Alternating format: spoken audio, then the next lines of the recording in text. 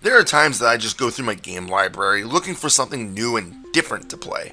That's how I came across Islets, which I got recently as one of the many Epic Store free game giveaways, which honestly is the primary reason why I have an Epic account to begin with. It looked interesting, since it was described as a wholesome Metroidvania.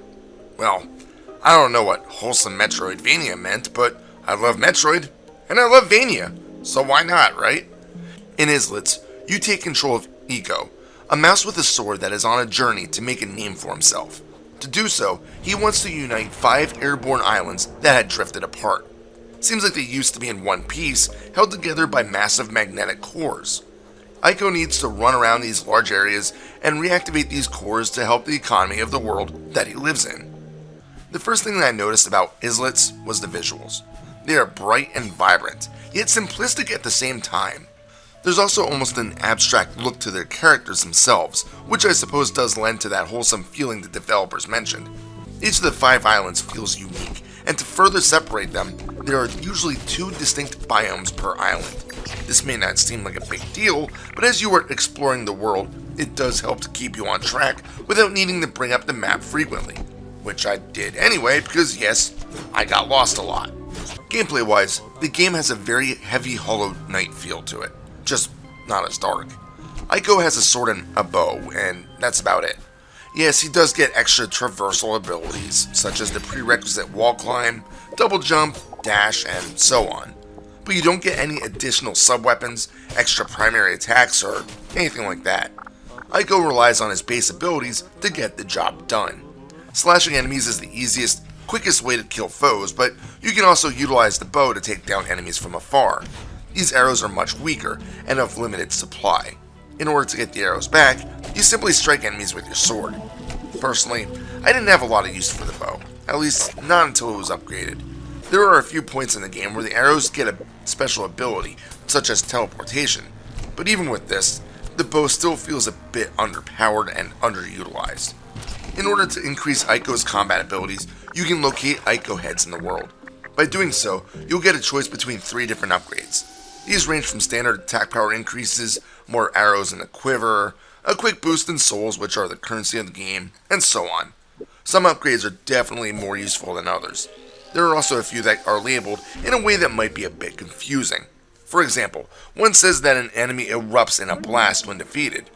What this actually means is that when you kill the creature, it will fire arrows out of it, possibly resulting in extra damage to enemies nearby. I still didn't find these particularly useful, but it would have been nice to know exactly what they did.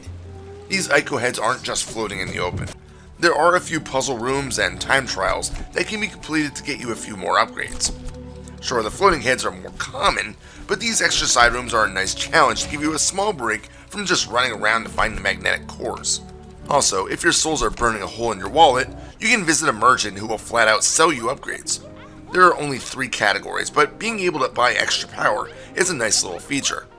There are times in which you have explored every part of the island you are currently on and can't go any further. So what do? Get in your airship, of course. Traveling between floating isles is done easy enough, by simply pointing your plane in whichever direction you wish to go. There are bosses up in the air though, and they function drastically different than the standard action battles on the ground.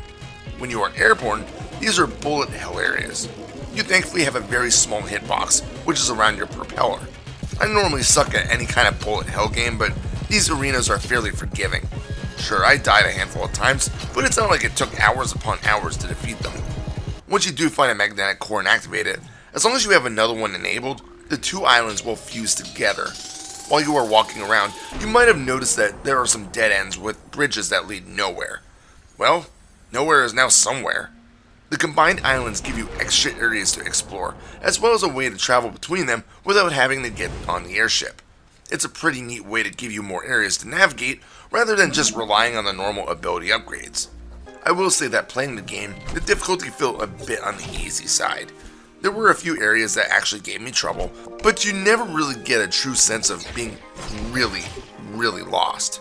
Even the final boss is just a rehashing of prior boss attacks.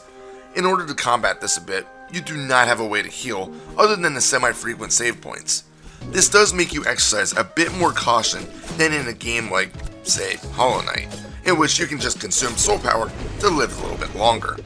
If I do have one complaint about Islets, it's the music. It's not terrible, but in my opinion, it just doesn't fit the game. It's more atmospheric than anything, which is normal for this kind of game, but I can't say that I recall any track. If anything, I remember the odd-sounding boss theme.